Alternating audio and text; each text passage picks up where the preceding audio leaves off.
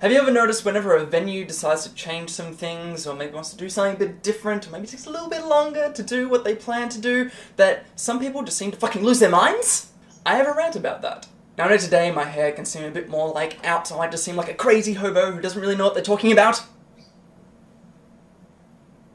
But there's evidence. Evidence in the form of idiocy, which thanks to Facebook comments are very easy to find. I'm going to go through venues one at a time that have changed or have done something different in some way, and some people have decided to have a meltdown about it over nothing and ways that are just completely detrimental to any kind of substantial, beneficial impact. I'm going to start with a venue that was in the news this week, the Newtown Social Club, formerly known as the Sando. If you want my thoughts on the Sando and what happened to it and how maybe they deserved it, check out my coffee thing with that Roxy girl. Right there. Just click it and you can check it out and come back. Ever since the Newtown Social Club took it over, there has been a near consistent stream of just hate. A near consistent distrust of what the venue had planned, what they wanted to do, things that they were saying. The people who took it over also own the Northcote Social Club down in Melbourne, who is a live music venue, surprisingly. So they had plans to make the Sando a live music venue, continue running it as a live music venue. But unfortunately, there were some people who just didn't like that, they needed renovations or they need to do something. So there was just nothing but like, you're just lying to us. I think there was a bit of trust or like a bit of optimism when the venue was first taken over and people knew what they were related to and things like that. There were still some people who were like, oh, it's not the Sando, blah, blah. But then when it finally opened as the Newtown Social Club and they said that the band room was not going to be ready, they need to do some stuff, there was just, people went fucking crazy. They were saying of how like, oh, it's just all trendy, you're just trying to make it for trendy people, which, by the way, it's in Newtown. What the fuck is in Newtown that doesn't try to be trendy? It's Newtown! And people had a problem with the fact that there were sports and TVs there, and people going there to watch sports, because who the fuck goes to watch sports anymore? That's so fucking passé. And they didn't stop to think that, maybe they need money? If they need to build a band room, which they can make some revenue out of, then, oh, well, let's just not open up the venue. Let's just let this sit here for a while we're busy building things to help, improve live music. Let's just leave this here and not make any money on it, because we're fucking idiots. And this continued. I think, majority of updates that they made on their Facebook page, just to do with general things happening at the venue, seemed to be followed by at least one comment of someone saying, what about live music? What's happening to live music? They got into an argument. Hey, props to Newtown Social Club, though. They keep such a fucking level of professionalism in the face of even what I thought were just completely disgusting comments and just attacking them for shit that was out of their control. They maintained a very perfect level of professionalism. They never went off at the person. They never got any kind of snarkiness or trying to take a jab at them or any kind of swearing. Very I was impressed. I would have fucking lost it at those people. I did lose it at a couple of people. I made some comments to people telling that they were fucking retarded. Not in those words. I used more nice professional words, trying to keep a high level of debate to basically say you're a fucking moron. But the Newtown Social Club seems to be at a point where it's not even, they can't do anything right. They opened up their band room at a point to actually have people come in, check out the room, see what they're doing, see what it looks like, get an idea for where it's going to be. And I think that they kind of did it to make people stop fucking going off at them. But that didn't even do anything. That still made people shitty at them because the band room wasn't open. And the commenter that I mentioned before, his problem was that they weren't putting music on in the front room. And the guys who ran the Newtown Social Club were saying, well, that was kind of what the issue was at the old Sando, was because they had noise complaints from bands being in the front room where they kind of weren't needed to be and caused problems, red tape and all that kind of stuff. That was the main thing that they said about the band room. They said the problem with the band room was getting through red tape. Which, considering the fact that there's legislation trying to be pushed through to cut red tape for venues, I would suppose that there must be a bit of problematic red tape. But now, the reason why the Newtown Social Club is in the news this week, they finally announced bands. Bands are going to be starting because the band room is done. And they're going to start in May. They're going to be having, practically a launch every week. And yet, people still bitched. There are some people who don't bother to read statuses. They don't want to read statuses. Fuck me if you want to be a bit informed. They don't bother to read the list of bands. There were comments on there saying, they're probably just going to be cover bands. What? No one in that list was a cover. Did you read the status? Nobody in there is. If you don't notice, whenever I rant, if I get really ranty, my voice gets higher. Eventually I just turned to Mickey Mouse, filled with rage. Haha, you're fucked! And if they weren't complaining about the fact that they were cover bands, I don't know, apparently originals are cover bands now. If they weren't complaining about that, they were complaining at the fact of the genre of the bands. They had a problem with the fact that they were not hard enough. I think they just wanted, like, metal to immediately come back.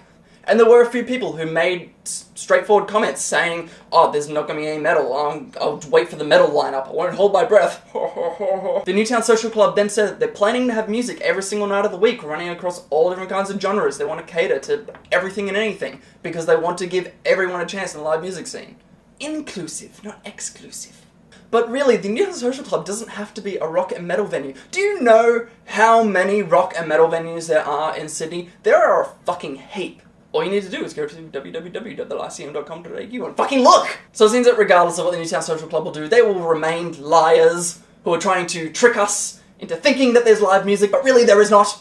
And from there, I'm going to move on to the Annandale. The Annandale is like a lightning rod of hate. I won't bother talking about the things that resulted in the Annandale being sold to the Oscars Hotel Group, because I already did that in another ranty video, the one that I was with that Roxy girl, so click there and check out if you didn't watch the entire thing and you only stopped after I talked about the Sando.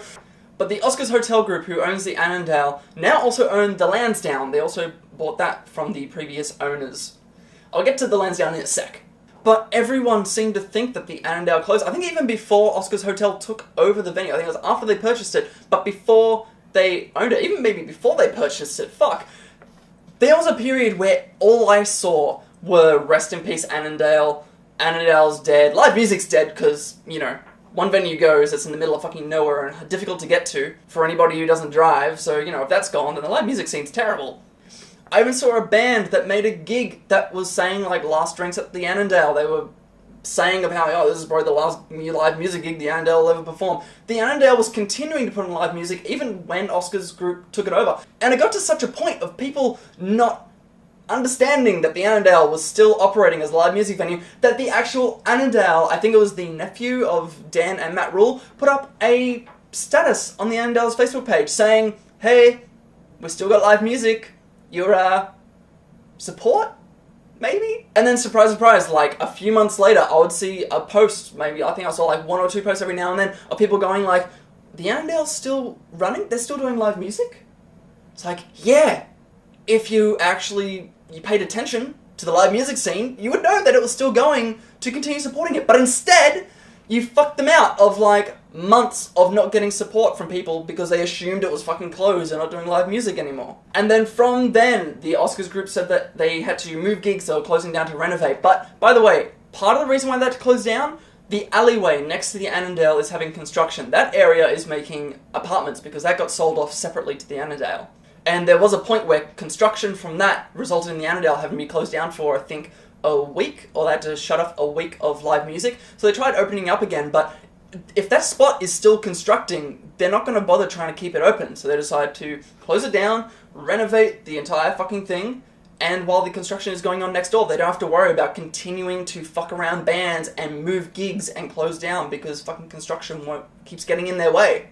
And yes, the Annandale has been closed for a fair amount of time, and it is still unknown when it will open up again. But there is no reason to assume that that's it, and that it's dead. There's no statement about it. The actual group who are owning the Annandale run live music anyway, so why would they bother having an empty hotel that they're not making any money on?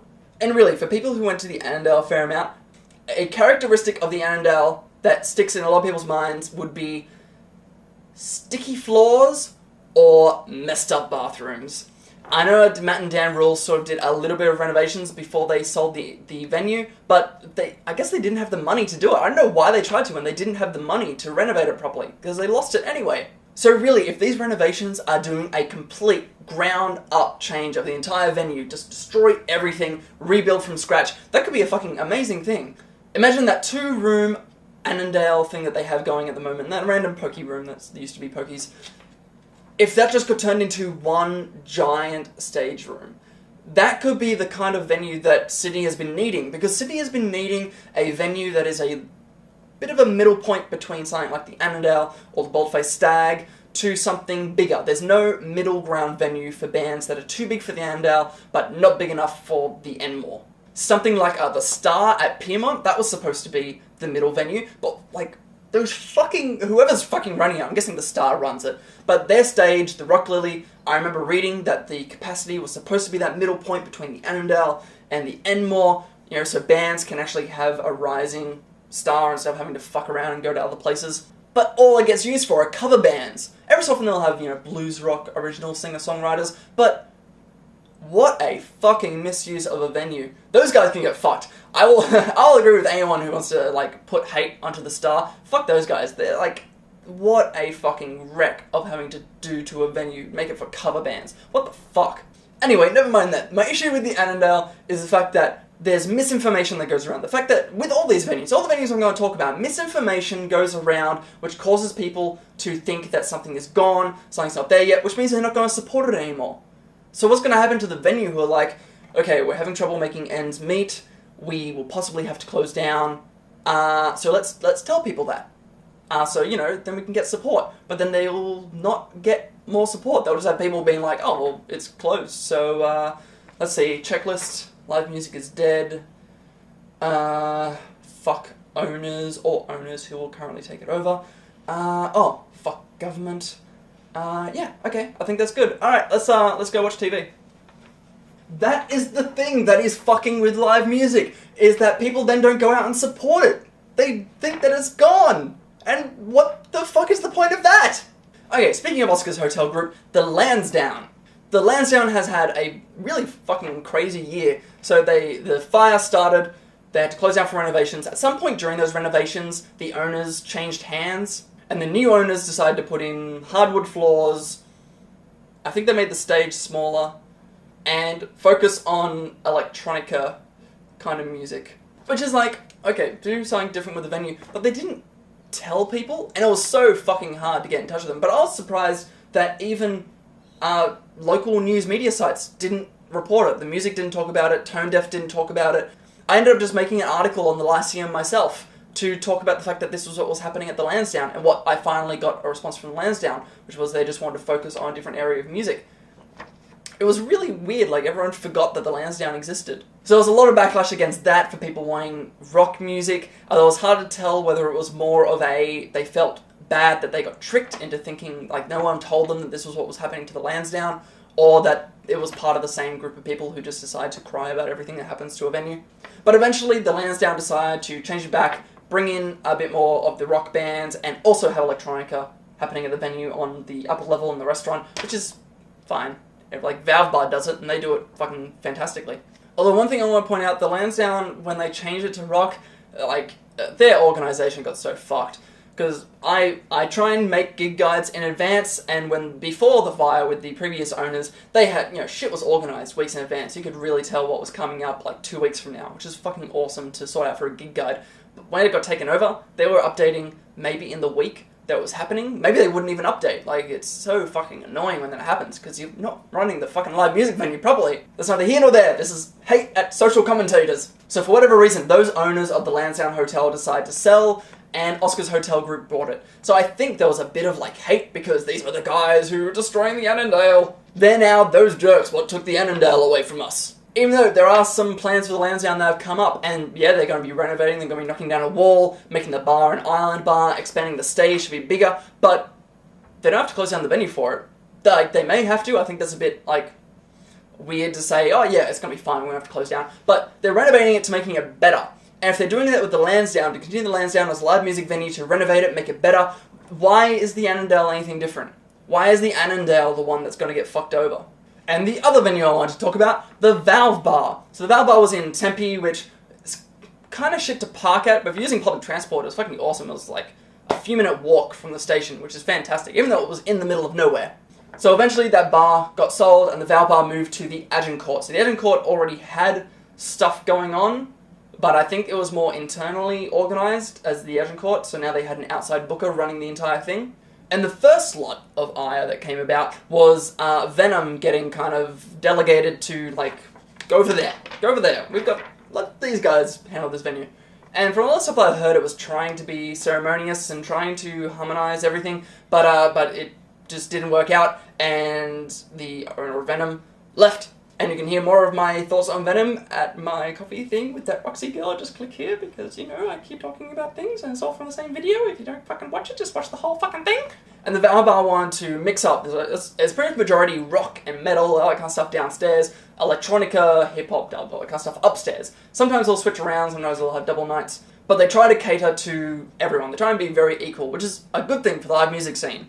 I remember there was one weekend, a little while after the Val Bar took over, where they had a all hip-hop night. So hip-hop upstairs, hip-hop downstairs, I think Electronica was in there. I saw someone comment saying, oh, what the fuck, Valve Bar? I guess it's just hip-hop now. Like, there's no good metal places in Sydney. Blah, blah, blah, blah, blah. I had to comment on it. I was like, really? This is the first week that they've had hip-hop on both levels. Every other week has been rock and metal every Saturday, along with hip-hop on other levels. Did you choose this week to pay attention to what was happening? Or did you just decide that, or does your mind go on a week-by-week basis? So it's like, this week, these guys are awesome. Next week, I hate them, they suck. Especially when, like I said before, there are plenty of venues doing rock and metal all around the fucking city. Just playing at the top of my head, there is the Lyceum Hotel that does a bunch of rock and it also does metal. There is the Square that does a lot of punk rock and metal. There is Blackwire Records at Annandale that does shitloads of fucking punk rock and hardcore gigs.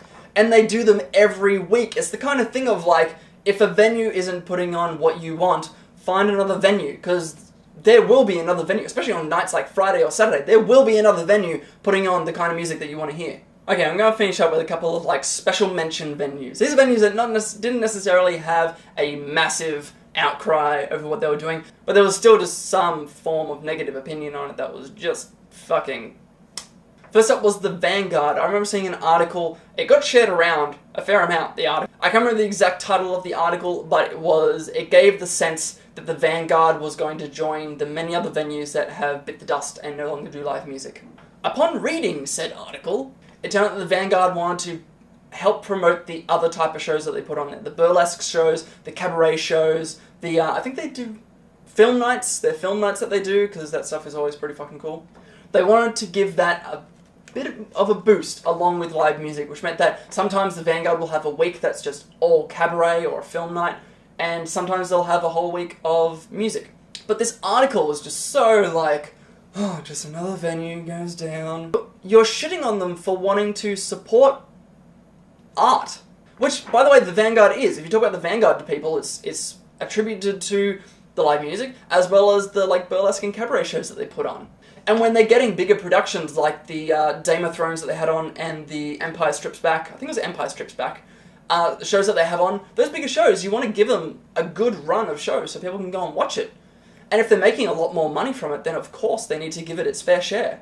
And then this is my problem. How many people read that article? How many people 6 months down the line realize that, oh, the Vanguard's still doing music? I thought they were only doing cabaret and burlesque now and they weren't doing any more live music. And then the Vanguard doesn't get any fucking money.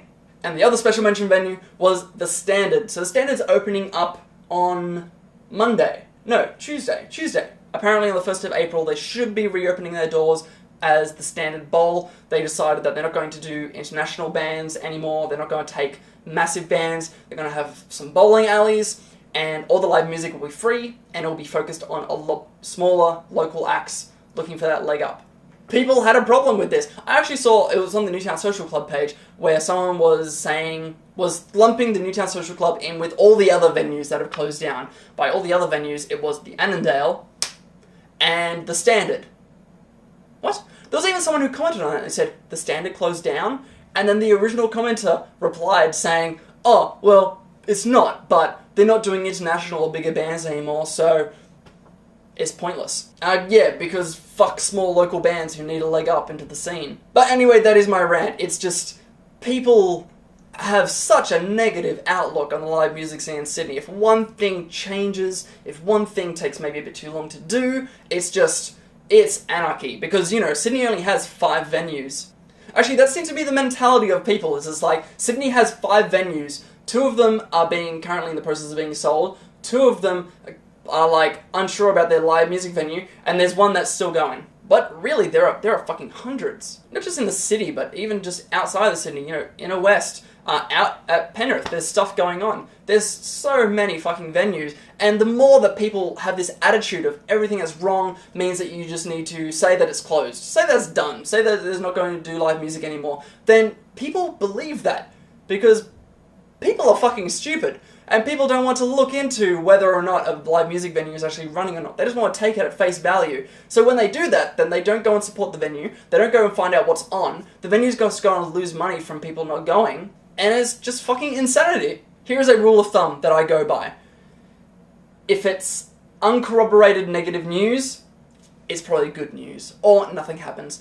If it's a change, it's probably a change for the better, should there be no evidence to the contrary. If there's an article that comes out and says, new owners of the Annandale Hotel have said no more live music, with a quote or a statement from the actual owners, then yeah, that's probably time to actually start believing it and sharing that around. But when you see a fucking article that's like, this venue is changing, closing down, no more live music, when really it's just they're putting a hiatus on live music until the shit they want to get done is finished. No, that's just cool. We should keep track of this venue for when it starts to come back with live music. I can't understand the mentality of people who put up photos of support local live music or support live music in general. It can also be the same people who just bitch about venues changing, or bitch about their favourite genre possibly not being at the venue anymore, or bitch about the fact that a venue might not be around anymore. Whether or not there's evidence for or against. It's a mentality that seriously needs to change. Otherwise, it's a factor of the live music scene that is an issue. Okay, this has been going for about half an hour now. I should probably stop and get busy recording the actual weekly update. So if you like my rants, because I'm trying to do a bit more, because there is so much to rant about, just subscribe to the channel. You can check out all the videos that come up. If you don't have a YouTube account, just like us on social media or anything like that. We post the videos up on there so you can check them out. If you're the kind of person who likes to bemoan and cry that something is wrong with the live music scene whenever a venue changes, then fuck you. Everybody else, be good.